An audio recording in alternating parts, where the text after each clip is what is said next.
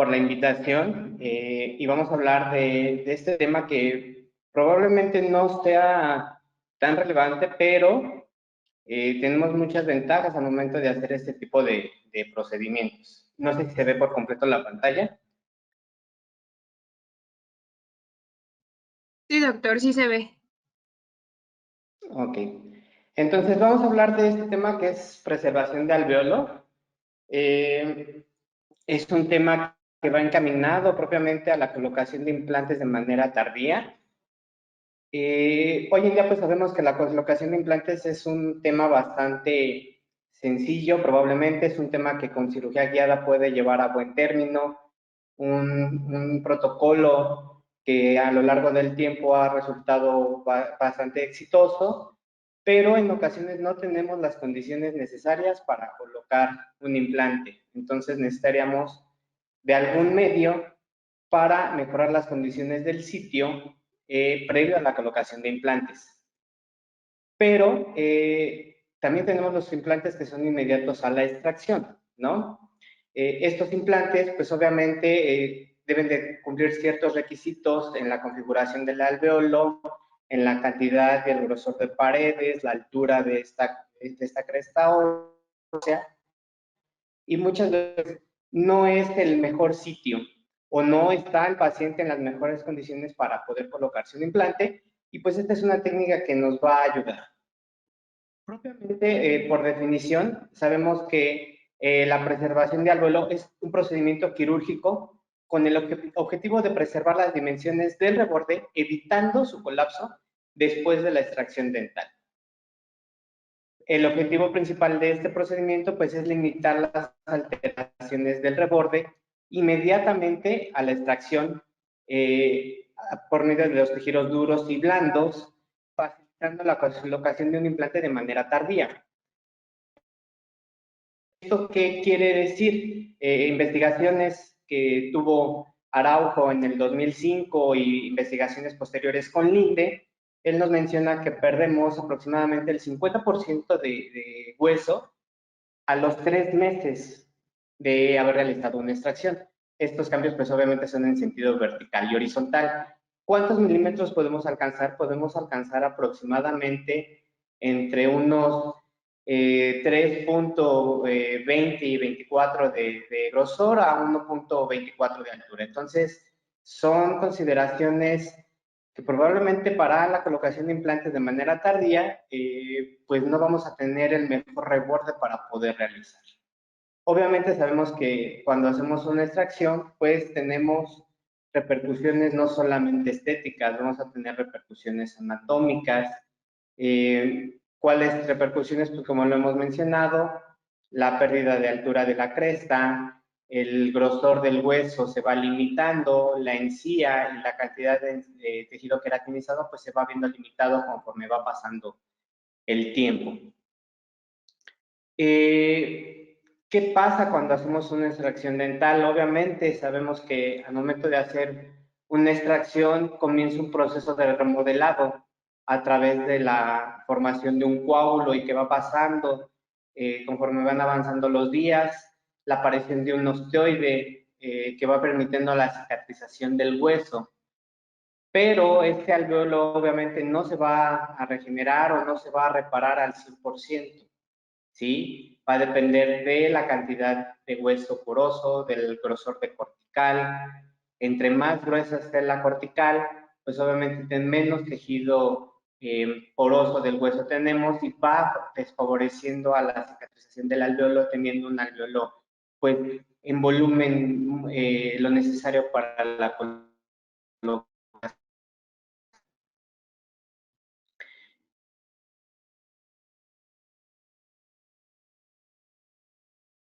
¿Qué nos dice Araujo en sus investigaciones?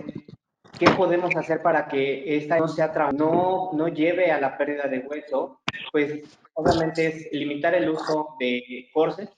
Movimientos rotacionales deberían de estar completamente limitados.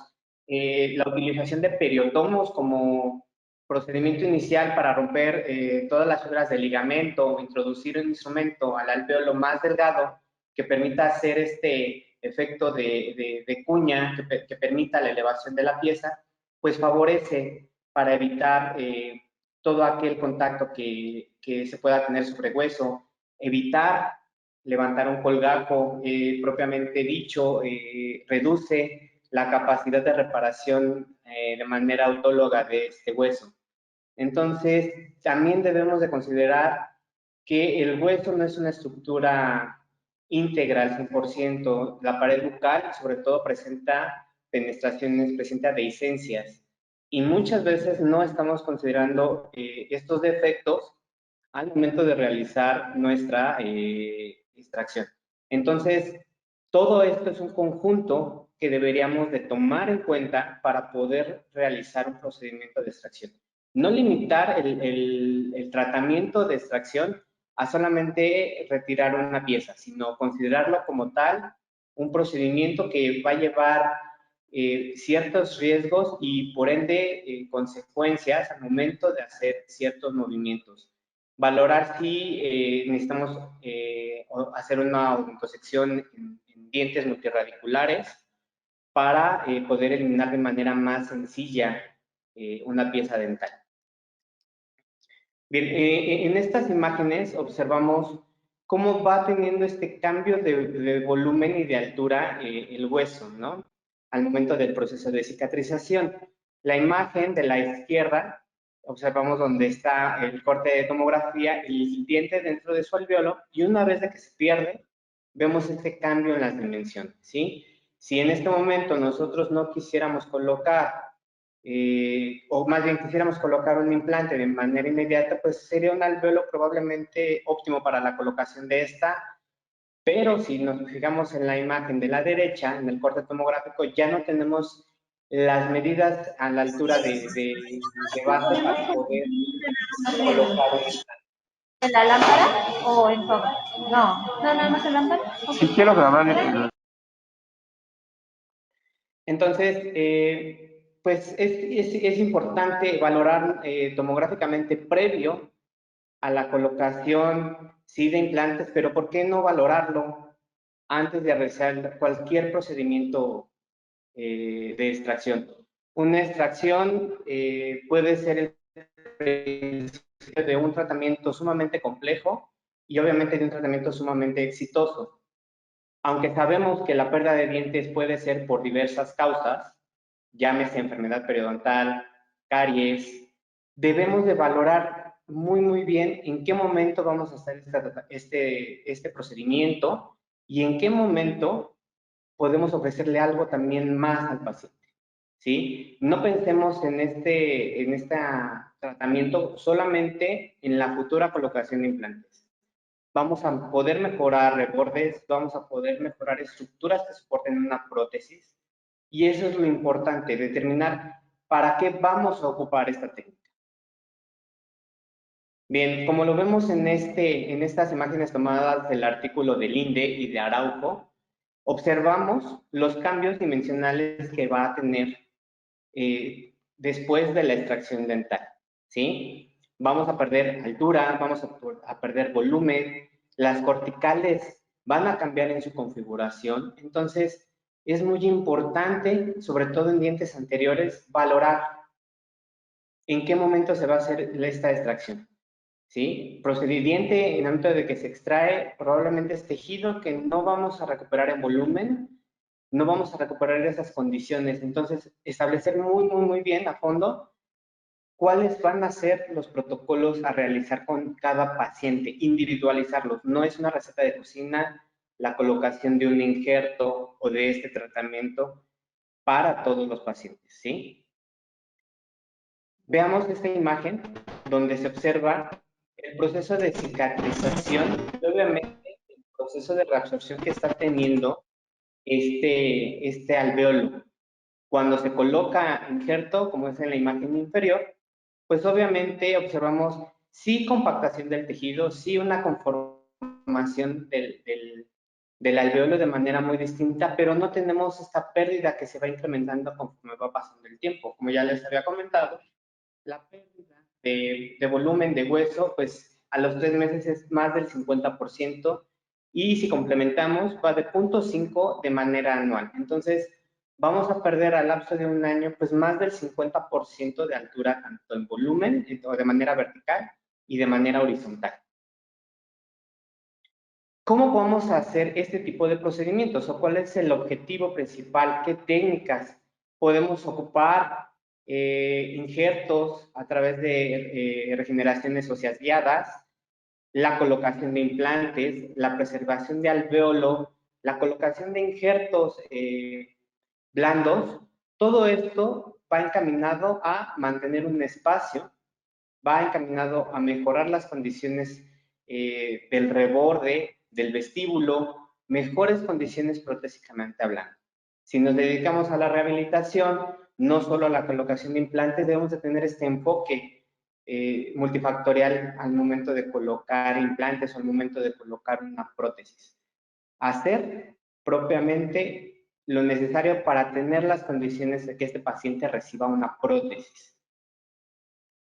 Ahora, de manera estética, en la zona anterior tenemos una clasificación de alvéolos, ¿sí? Esta clasificación, ¿a qué se basa? A la cantidad de paredes. Como lo vemos en el tipo 1, las paredes del alvéolo están presentes. Entonces, si lo convertimos a un proceso o un tratamiento, pues podemos establecer que este es el mejor alvéolo para poder preservar, para poder colocar implantes y que tengamos una estabilidad y un anclaje primario.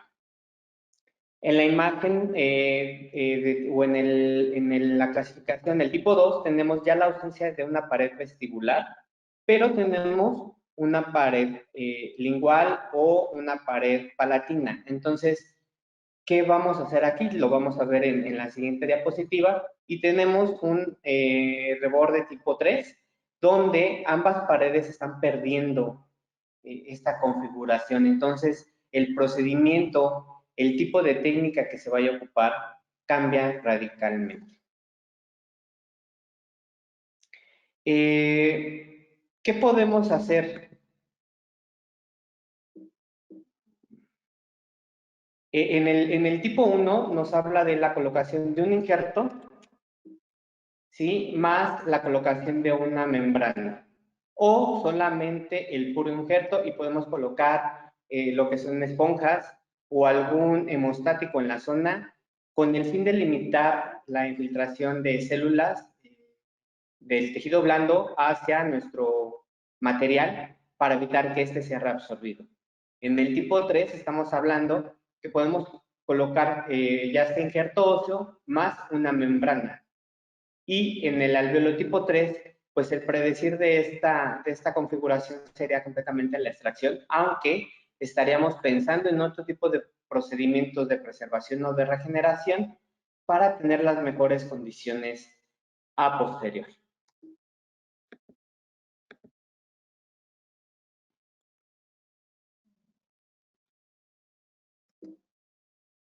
No me deja cambiar.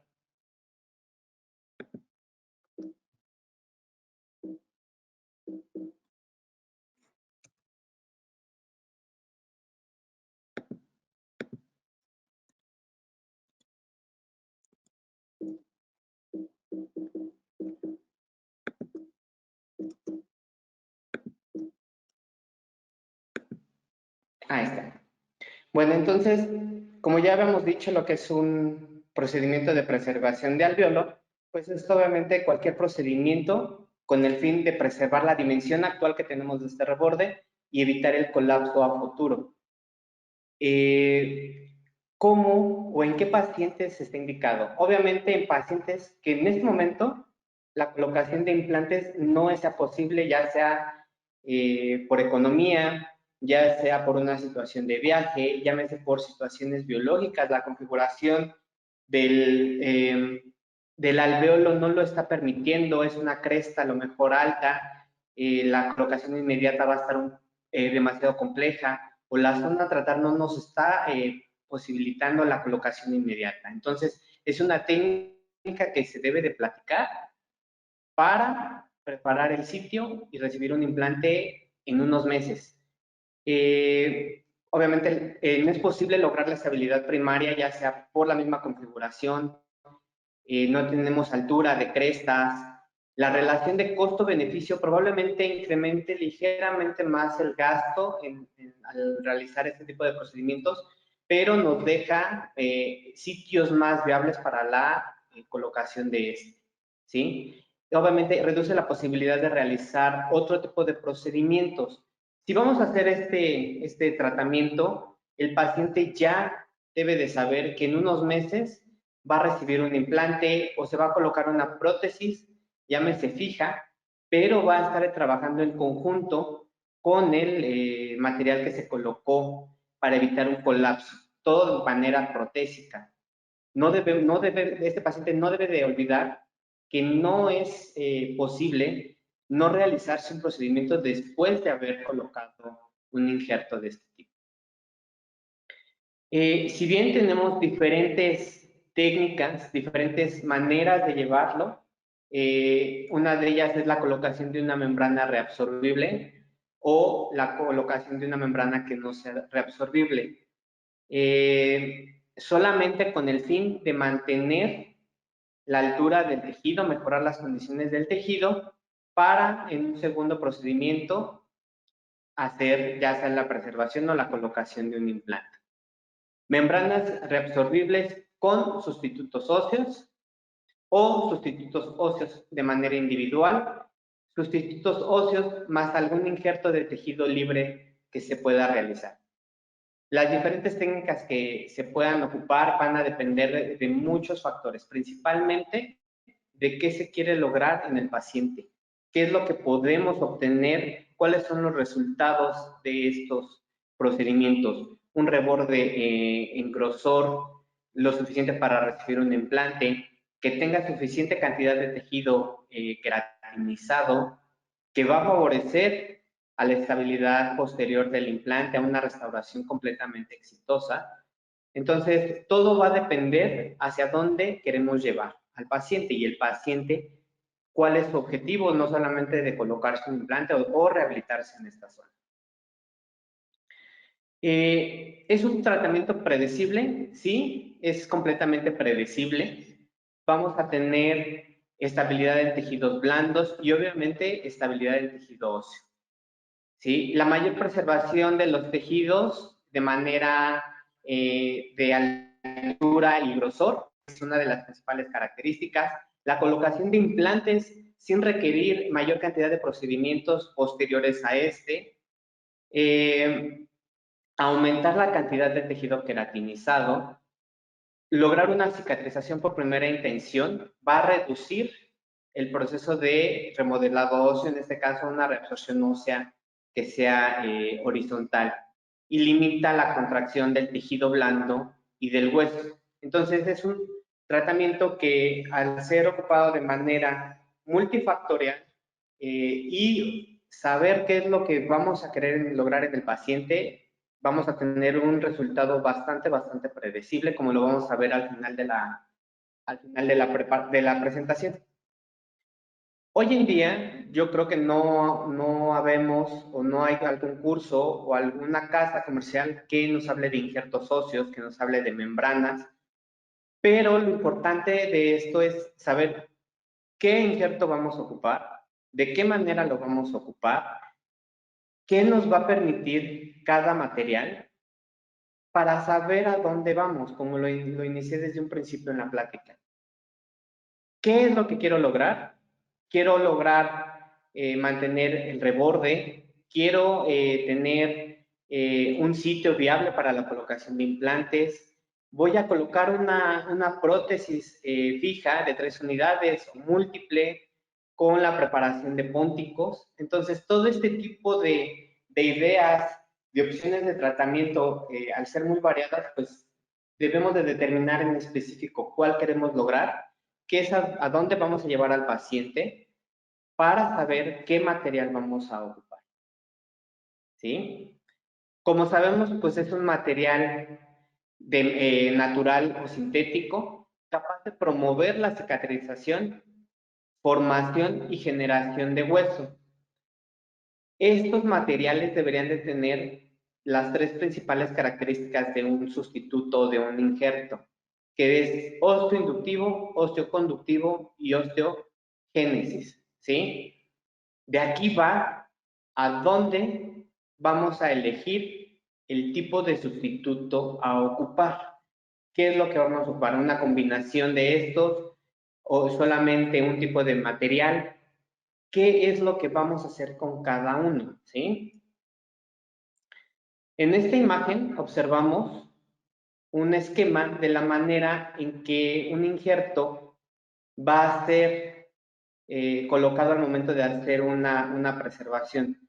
Sin embargo, la imagen, al no ser tan nítida en el sentido de profundidad del alvéolo, pues se coloca un injerto. Obviamente este debe de estar cubierto por una membrana de colágeno, una membrana que pueda ser reabsorbible o no reabsorbible, con el fin de, uno, promover el cierre primario de la herida y evitar una infiltración de células al alvéolo y al sustituto para que éste pueda hacer su efecto, su función.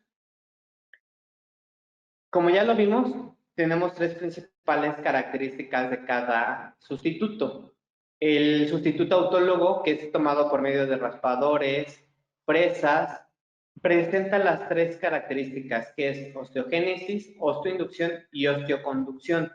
Sin embargo, de todos los injertos que hoy en día tenemos, es el único que presenta esta característica, que es la síntesis de hueso a partir de células derivadas del injerto o de hueso. Requiere de células capaces de generar hueso, es decir, promueve o señaliza a los blastos, que son células generadoras, a encaminar a la formación de nuevo hueso, ¿sí?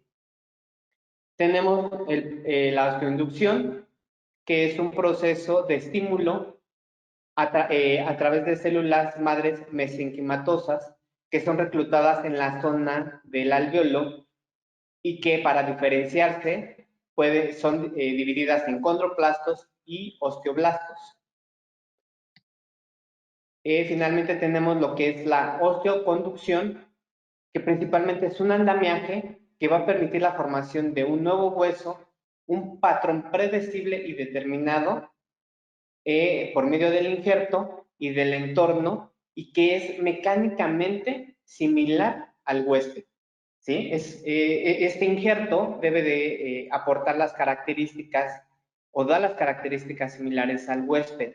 ¿En qué tipo de biomateriales tenemos este tipo de características? En los genoinjertos y en los aloinjertos. Como sabemos, tenemos injertos que son obtenidos de manera autóloga, ya sea de la cresta. Hoy en día tenemos raspadores desechables, tenemos fresas que van acumulando y van obteniendo tejido óseo. Tenemos fresas con este fresado biológico que nos permite la recolección no significativa de hueso, pero sí nos aportan la obtención de este hueso, que puede ser ocupado para rellenar algún alvéolo, algún gap entre implante y hueso. Tenemos materiales que son genoinjertos, que nos generan características muy similares a las células del huésped, pero no son de la misma especie. Tenemos hueso o materiales a base de o alinjertos, o llamado alinjertos, que son biomateriales de la misma especie. Estos son obtenidos a través de cadáveres en bancos de hueso que cumplen ciertas características. Y obviamente tenemos los aloplásticos, que una de sus características es que nos van a aportar volumen. No, es un sustituto que no se va a reabsorber de manera tan abrupta como lo serían los anteriores. Entonces, tenemos una gama de materiales que podemos ocupar. De aquí la elección de qué es lo que queremos lograr, hacia dónde vamos con nuestros pacientes. Bien, como primero es los sustitutos llamados genoinjertos, que son obtenidos a través de especies diferentes al huésped. ¿De qué tipo de especie estamos hablando? estamos hablando que es hueso bovino, porcino principalmente. Esta característica que nos da es de 0.25 a 1 milímetro de su tamaño de partícula. Más adelante vamos a hablar por qué es importante el tamaño de partícula, por qué es importante conocer esta característica de todos los biomateriales y por qué en específico la utilización de este biomaterial pues nos da bastantes ventajas, no solo en la preservación, sino en la colocación de implantes. ¿Sí? El tamaño de partícula, que va de 45 a 150 micras, va a ser determinante para la formación de vasos sanguíneos, esta angiogénesis que nos va a permitir el aporte, nos va a dar estabilidad, ¿sí? Entonces son cositas y puntos importantes que a veces no consideramos de un biomaterial. Nos vamos por algunas otras circunstancias, cuando lo más importante nos lo está arrojando hasta la misma etiqueta del biomaterial. Tenemos alinjertos, que son obtenidos de la misma especie que el huésped. Estos son obtenidos o recolectados en bancos de hueso. Son tratados para eliminar cualquier proteína que pueda causar una infección al receptor. Puede ser liofilizado. Es procesado de 1000 maneras este sustituto. Entonces, en combinación con los injertos se ha demostrado que al usarlos presenta características de ambos, entonces favorece la integración, la formación y la conformación de un hueso de manera más predecible, más redituable en volumen, en cantidad de hueso que se está colocando. Su tamaño va de 150 a 500 micras, esta es una partícula un poquito más amplia, es lo que nos daría ciertas características muy diferentes a los genoinjertos para saber qué es lo que vamos a lograr. Tenemos estos huesos sintéticos, propiamente son llamados algunos cerámicos bioactivos, sulfatos de calcio, fosfatos tricálcicos, que una de sus características principales pues es la capacidad de mantener el volumen en el sitio donde está colocando, la reabsorción es mucho más lenta, la formación de vasos está un poquito más limitada, pero su principal función es como tal mantener un reborde en altura y en grosor. Probablemente la colocación de implantes con este tipo de materiales no estaría completamente indicada. Otro punto a tomar es si ocupamos o no ocupamos membranas, y de ahí tenemos dos grupos muy grandes.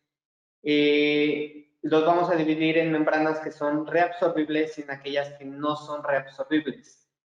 Pero como concepto principal, lo que es una membrana es separar el biomaterial y el tejido blando. Es decir, nos va a generar una barrera, se va a posicionar para evitar la filtración de células que permitan la reabsorción del biomaterial que se está colocando con el fin de evitar un colapso de esta zona, que lo que nosotros estemos colocando no vaya a tener el efecto deseado. Entonces, de aquí depende qué es lo que vamos a elegir. Si membranas reabsorbibles como colágeno, sulfato de calcio, o membranas que no son reabsorbibles. Es una membrana que se va a quedar y posteriormente a la cicatrización tanto ósea como de tejido blando, pues tengamos que hacer un segundo procedimiento para poder retirar este material. Y tenemos una gama amplia, ¿no? Las que son constituidas por teflón, que son estas famosas membranas de PTF. Tenemos membranas que están reforzadas con titanio, o tenemos algunos otros estabilizadores, membranas que no se reabsorben. Entonces va a depender de qué cantidad de tejido tengamos en el sitio para saber si ocupamos una membrana reabsorbible, el tiempo que va a estar en boca, cuánto tiempo necesitamos para lograr este proceso de reabsorción del biomaterial. Ok, entonces debemos de mantener el material en el alvéolo. Esto nos va a dar parte de las características del material, la manera en que llevemos el biomaterial a la zona, también la creación de un espacio adecuado entre el biomaterial, llámese sustituto, la colocación de una membrana y que el aporte sanguíneo en estas zonas sea de manera continua. Si bien no necesitamos que el coágulo esté completamente formado, pero sí necesitamos que tenga el suficiente aporte para que el material continúe hidratado y tenga y obtenga estas características posteriores para su función y la que fueron colocados. Bien, tenemos como material este hueso llamado AOS, que es un hueso de bovino. Su tamaño de partícula es de 0.25 a 1 milímetro. Es osteoconductivo, tiene una capacidad hidrofílica muy amplia en comparación de otros materiales bovinos, es más poroso y esta característica tanto de porosidad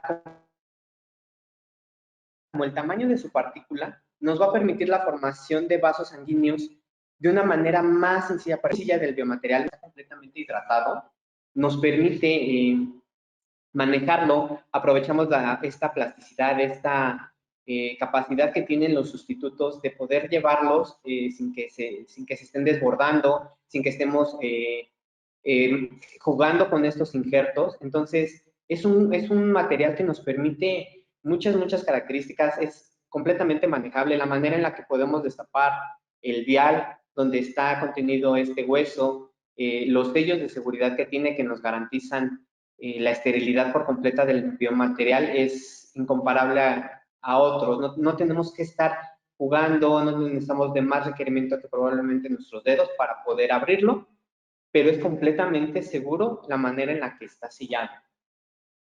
¿Sí? En esta imagen tenemos la muestra de un hueso humano y tenemos la imagen microscópica de un hueso, de una partícula de hueso de AOS.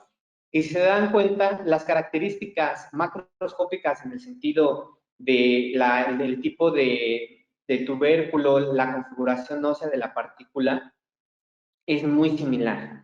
Entonces, esto nos va a permitir o le permite al organismo que a través de estas células se empiece la conformación de la angiogénesis, se empieza a ver esta aparición de venitas, de arterias, de irrigación, lo que va a dar andamiaje a lo que va a ser el hueso futuro, ¿sí? Si bien al ser un hueso bovino, como cualquier otro hueso, cualquier otro biomaterial, estaríamos hablando de unos 6 meses aproximadamente en los que puede estar este biomaterial y no va a empezar a reabsorberse, que nos va a dar el lapso de trabajo ya sea para la planificación de implantes, para la conformación de algún otro procedimiento, llámese en general la utilización de cualquier injerto, ¿sí? No es algo específico que esté limitado a 6 meses por propiamente el material, sino es algo que cualquier biomaterial, llámese genoinjerto, aloinjerto o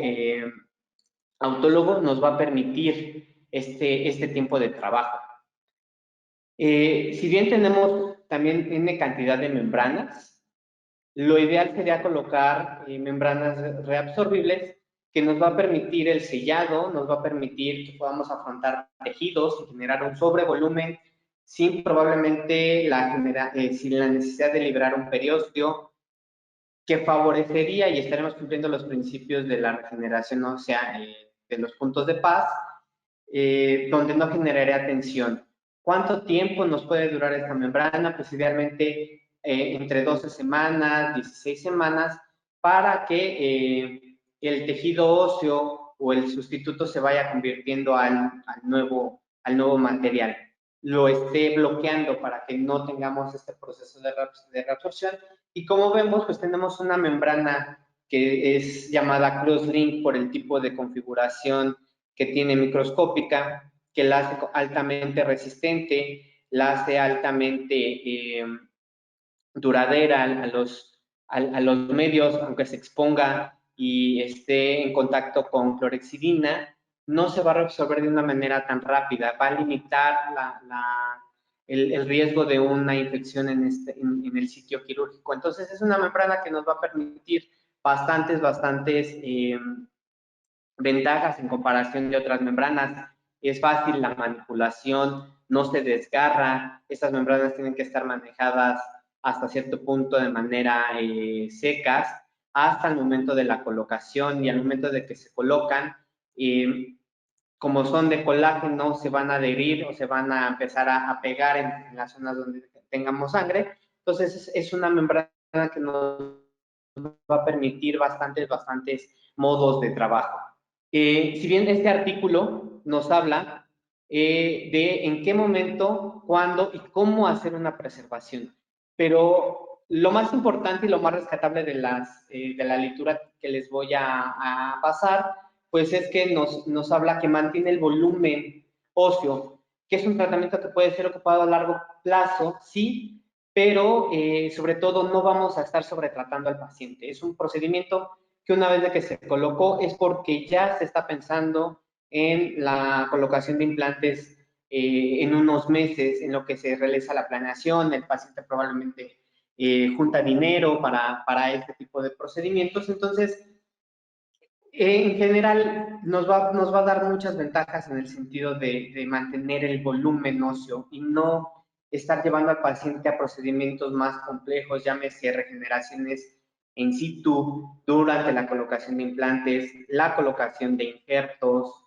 la toma de un injerto del paladar, el riesgo que tenemos con su alta irrigación. Entonces, es un procedimiento que no debería de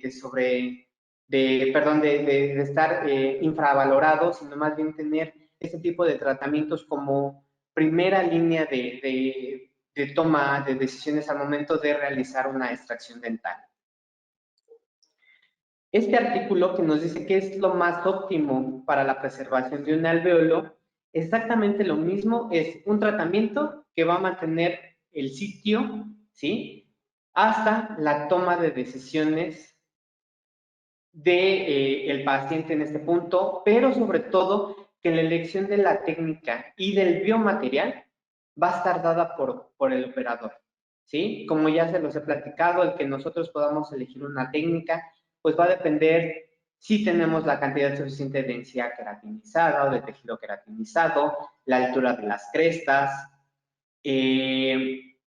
si tenemos dientes adyacentes, qué va a pasar con esto, estas estructuras que probablemente, si estamos cerca de alguna raíz, llámese molar o premolar, y esté en riesgo, o tenemos defectos en el reborde que se han ido acentuando por alguna situación aunada a enfermedad periodontal y vamos a preservar este sitio, pues probablemente podríamos aprovechar para generar un reborde mucho más amplio y mejorar las condiciones de este diente. Este artículo que nos habla de el uso de membranas reabsorbibles o no absorbibles como parte del tratamiento, pues nos concluye que el uso de membranas reabsorbibles es una excelente opción y limita el que nosotros estemos haciendo sobretratamientos en esta zona, ¿sí? ¿Qué debemos de tomar en cuenta al momento de hacer una preservación de alvéolo? Si tenemos la cantidad suficiente de tejido, la conformación de la raíz, la cantidad y el grosor de pared de la cresta vestibular, que es la primera que se va a reabsorber y es la que más altura y volumen pierde, la presencia de hueso interproximal y sobre todo el fenotipo periodontal. ¿Por qué estamos tomando el fenotipo periodontal? Porque como lo van a ver en los casos que se van a ver, el que nosotros valoremos el fenotipo también nos va a dar un parteaguas en la forma en la que este alvéolo pueda reabsorberse, en que en un futuro veamos la configuración de las crestas, de las paredes óseas. Entonces, estaríamos también teniendo una idea del tipo de cresta que tenemos, ¿sí? Si hablamos de un fenotipo delgado, pues estaríamos pensando en que la cresta es alta y es delgada. Entonces, al momento de hacer una extracción, pues estaría perdiendo, estaríamos traumatizando esta zona, ¿sí? Si hablamos de zona posteriores, pues a lo mejor estaríamos pensando en la posible realización de una sumersión radicular con el propósito de generar mejores condiciones de tejido queratinizado para lograr tanto un afrontamiento de la herida, que podamos lograr un cierre primario, que no tengamos pérdidas del material, no se exponga la sutura, perdón, la membrana, y estaremos hablando de un tratamiento completamente exitoso, ¿sí? La cantidad del material pues va a depender obviamente del tipo o de la clasificación del alveolo. No es lo mismo que yo ocupe a lo mejor 0.25 cc de este material para un premolar que la utilización a lo mejor hasta de medio gramo para la colocación de este. Todo va a depender de la configuración del alveolo, ¿sí?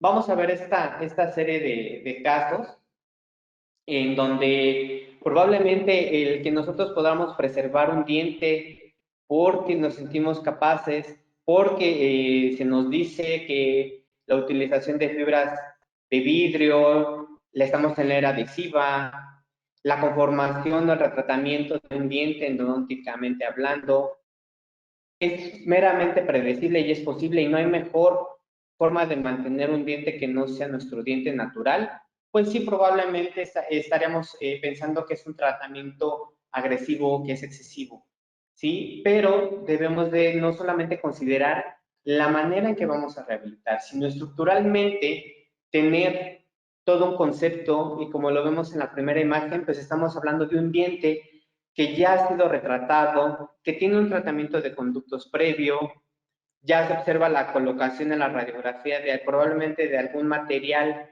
de manera transitoria entre citas, ¿sí? La disminución de los síntomas pues no está favoreciendo y ya no es tanto por una cuestión a nivel periapical, sino estaremos hablando de estructuralmente la presencia de fisuras, de fracturas, la altura de las crestas que tenemos con este paciente, pues probablemente el que nosotros hagamos una corona o la utilización de, sí doctor, la utilización de fibras, pues para mí no estaría tan indicado un retratamiento, no estaría indicado el hacer un alargamiento de corona, porque ya lo vemos en la radiografía, en distal de este molar, pues la altura de la cresta está ligeramente abajo en comparación de la cresta mesiana, ¿sí?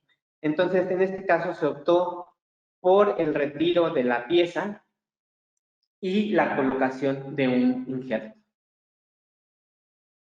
¿Qué fue lo que hicimos? Pues se hizo la extracción de manera atraumática, se debridó perfectamente previo a la extracción, hicimos odontosección de las piezas y con un elevador se fue eliminando los restos. Pero previo a esto, se coloca en solución el injerto durante 20 minutos. ¿Para qué o con qué motivo se coloca un injerto a hidratarse? Para uno, vamos a llevarlo a una zona donde va a estar altamente irrigada, va a tener un aporte sanguíneo y la sangre propiamente, pues, ¿cómo va a ser descomposición? Es agua.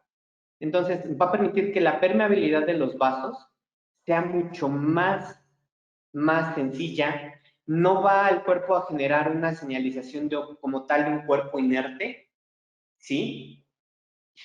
El que podamos tomar un injerto con algún instrumento, con alguna alegra y lo llevemos, va a tener esa fase plástica, esa fase como pegajosa que podemos aprovechar para llevarlo al alveolo y no estar jugando con él, ¿sí? Se colocó, en este caso hicimos un onlay de tejido. ¿Con qué fin? Como lo ven en la fotografía final, pues estaríamos hablando de un reborde que es lo suficiente en grosor, lo suficiente en altura, le estaremos dando características más manipulables a este diente.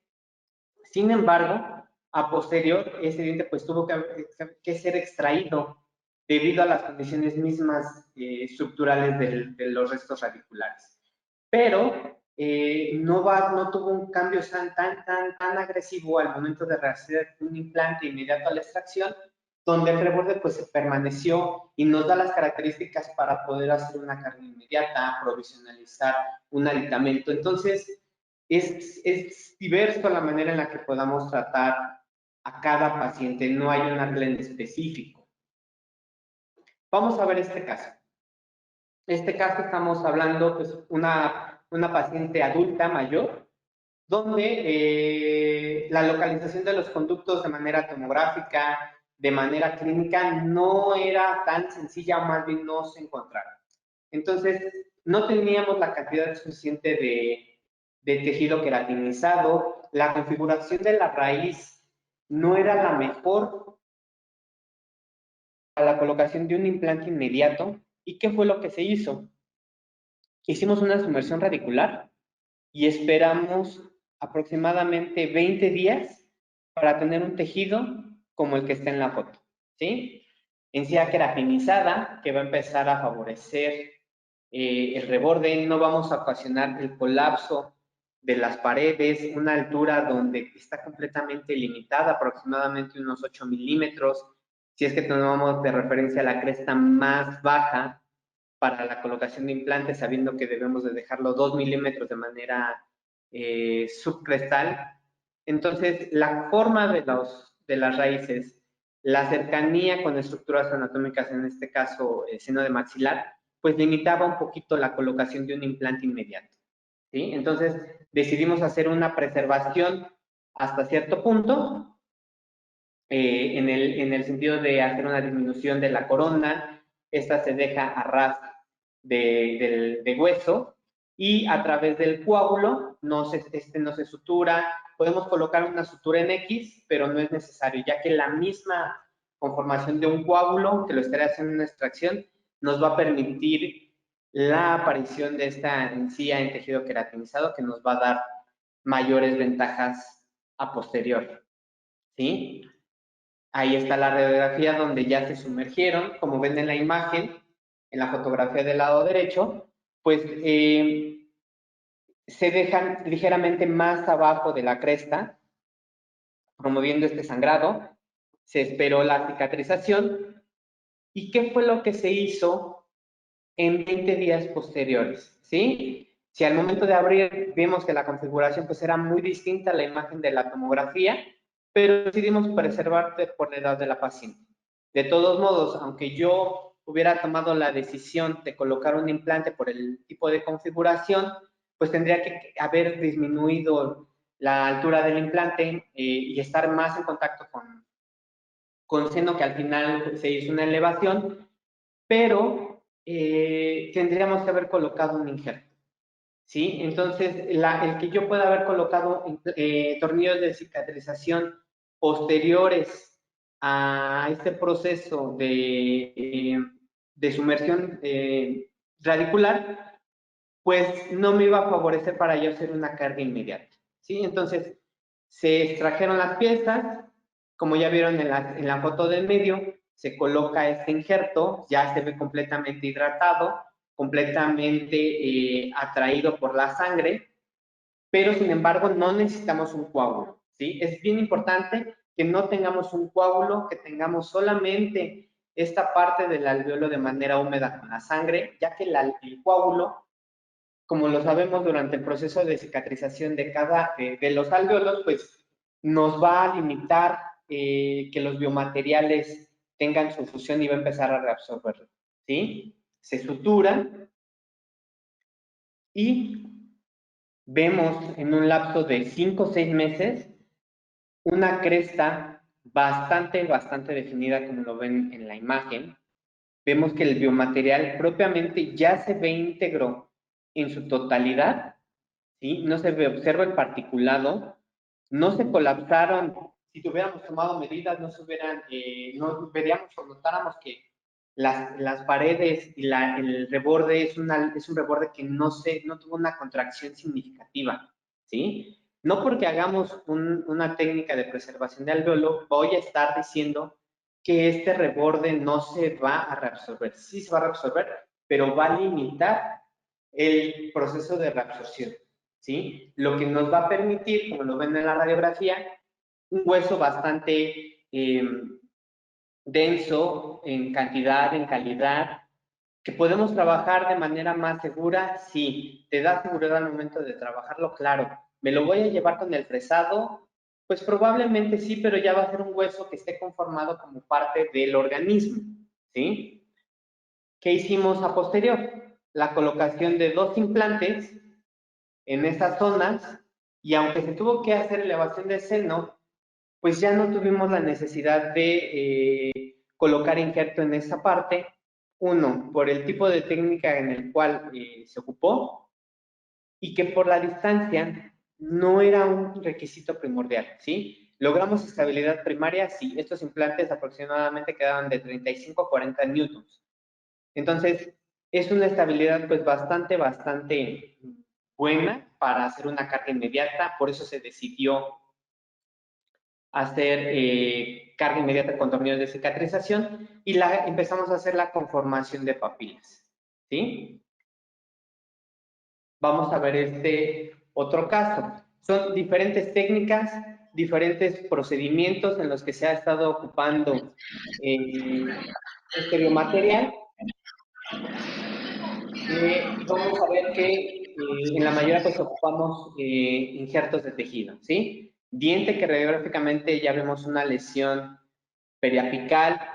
El que nosotros retratemos este diente, pues estaremos hablando de eliminar mayor cantidad de tejido perirradicular. Y la colocación de un endoposte, híjole, estaría aquí sí un poquito más limitada. Entonces, se optó y se platicó con la paciente para la colocación de un injerto óseo y la conformación de tejidos a través de un injerto pedicular. Vamos a ver. Sí, lo que se hizo una vez que se injertó, se hizo una delaminación del tejido, levantando un pequeño colgajo, sin que éste perdiera aporte sanguíneo del paladar y se lleva al sitio donde va a ser o donde fue colocado el material. Y como vemos en la radiografía final, pues es un reborde que en unos meses la persona que coloque el implante pues va a ser de una manera más cómoda, más sencilla y con mejores resultados y menos morbilidad al paciente, ¿sí? Entonces, la técnica de preservación pues es un procedimiento que nos da para trabajar, nos da para poder realizar, prevenir defectos, mantener el volumen, como lo ven en las fotografías. Realmente no ha sido significativo la pérdida de volumen, ¿sí? Es menor la contracción que se ha tenido y en aquellos pacientes donde no se realizó estos procedimientos, pues el colapso es mayor, ¿sí? ¿Qué podemos llevarnos de todo esto? Que la elección del material debe de ser encadenado a lograr un objetivo en específico. Llámese mantenimiento de espacio, llámese relleno de algún gap entre implante y el hueso, el que nosotros queramos regenerar, si vamos a hacer injertos de tejido, si vamos a hacer relleno de defectos periodontales, que es un excelente material donde se puede ocupar, y que debemos de enfocarlo a que el paciente en este punto diga y acepte el poder realizar preservaciones ante cualquier extracción, ¿sí? No solamente con el fin de que en un futuro sean implantes, sino que mantengamos todas las características propias durante el mayor tiempo posible. Entonces, es uno de los puntos más adecuados que se deben de llevar, ¿sí? Obviamente debemos de respetar los tiempos de cada material, ¿sí? Debemos de respetar cómo tratar cada material.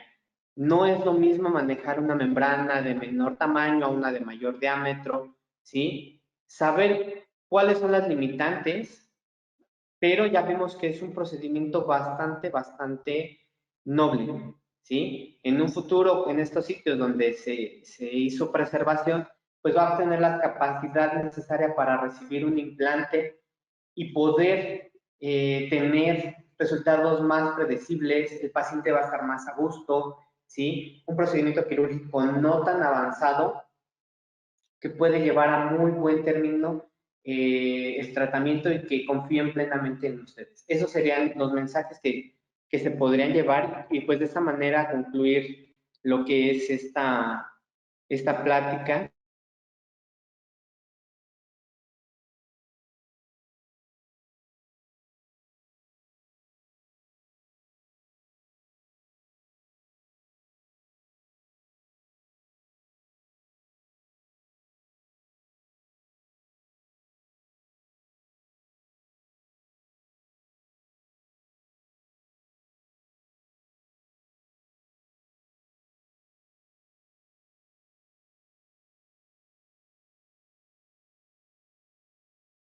tenga algún propósito protésico o donde los defectos sean marcados de un inicio para que se tenga la menor disminución de tejido óseo.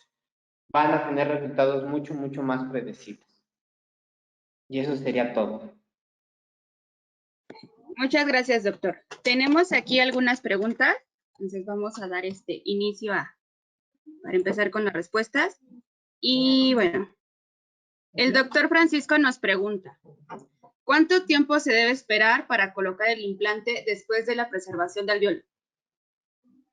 De 5 a 6 meses aproximadamente debemos de esperar para tener un lecho como el que vimos en las fotografías. Okay. Doctores, ¿hay más preguntas? ¿Más dudas?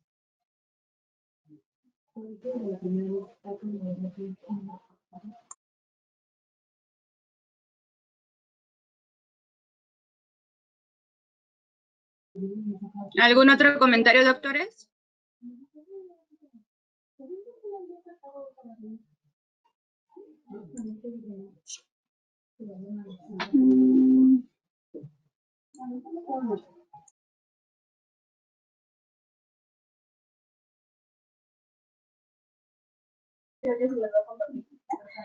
Bueno, doctor, creo que al parecer ya no hay más dudas por parte de nuestra audiencia. Entonces, pues bueno, les damos las gracias, doctor. Muchísimas gracias por habernos dado esta plática el día de hoy. Tenemos aquí otra pregunta, doc, antes de despedirnos. Y de igual modo, el doctor Francisco nos pregunta, dice, ¿se debe mezclar con solución o también se puede con la sangre del paciente? Podemos mezclarlo con la sangre del paciente siempre y cuando no se esté haciendo un coágulo o ya en la presencia de un coágulo, al momento de llevarlo al sitio debe de ser retirado, pero de elección es impregnarlo con solución que esté completamente húmedo, que esté nadando, se retire el excedente y es llevado al alveolo. Podemos tomar probablemente con una jeringa un poco de sangre del sitio y mezclarlo. No es una contraindicación, puede mantenerse.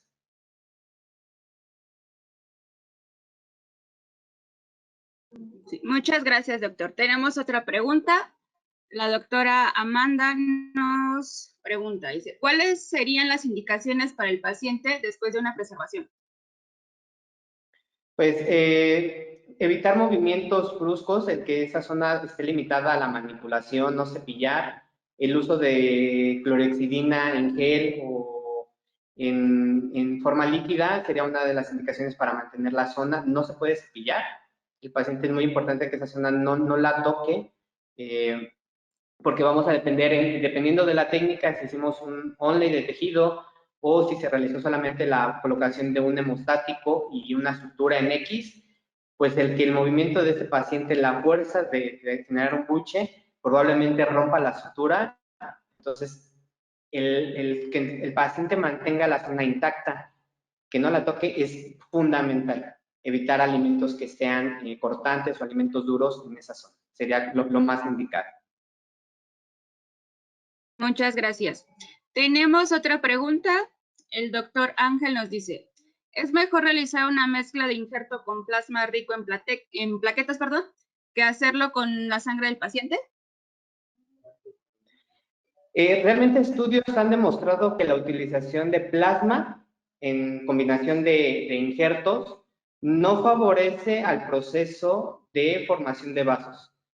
Sí va a favorecer al proceso inflamatorio y al proceso de cicatrización de los tejidos blandos, sí, pero que favorezca la utilización de plasma o PRFC en este tipo de procedimientos, no hay ninguna referencia. Muchas gracias, doctor. Tenemos otra pregunta. Dice el doctor Francisco, nos comenta, dice, ¿el antibiótico debe ir encaminado a reducir la infección posoperatoria o debe ser más estricto al respecto? El antibiótico es con la posibilidad de disminuir la posible infección del sitio. No hay necesidad de ocupar un antibiótico de amplio espectro porque ya estamos administrando clorexidina y estamos dando un antibiótico por vía oral. Entonces, y aparte, estaremos pensando en la utilización de un antibiótico de amplio espectro si el material no está al 100% estéril o en la manera en la que hicimos el procedimiento no está estéril. Entonces, con la utilización de un antibiótico de bajo espectro, con eso tenemos, llámese ampicilina, amoxicilina, en combinación con ácido clavulánico, favorece perfectamente al paciente. No hay necesidad de ocupar un antibiótico de amplio espectro. Limitemos el uso de antibióticos de amplio espectro.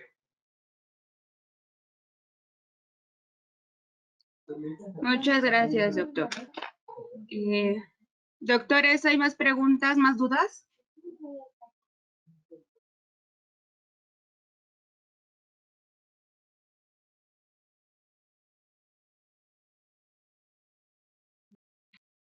Bueno, al parecer creo que ya no hay más dudas.